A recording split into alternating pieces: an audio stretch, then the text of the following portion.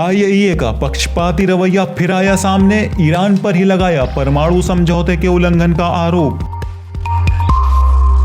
अंतर्राष्ट्रीय परमाणु ऊर्जा एजेंसी आईएईए ने ईरान के परमाणु कार्यक्रम के बारे में नई रिपोर्ट जारी की है। आईएईए ने बुधवार को अपनी नई रिपोर्ट में पुराने दावे दोहराते हुए दावा किया है कि ईरान ने संवर्धित यूरेनियम की मात्रा में वृद्धि की है। एजेंसी ने तेहरान की ओर से परमाणु समझौते JCPOA के उल्लंघन का आरोप भी लगाया। आईएईए ने दावा किया है कि ईरान में 20% संवर्धित यूरेनियम का भंडार 148 किलोग्राम तक पहुंच गया है। अंतर्राष्ट्रीय परमाणु ऊर्जा एजेंसी ने ऐसी हालत में यह दावा किया है कि तेहरान के विरुद्ध प्रतिबंध हटवाने के लिए ईरान और परमाणु समझौते के बाकी बचे पक्षों के बीच वियना में नवंबर के अंत में वार्ता शुरू होगी।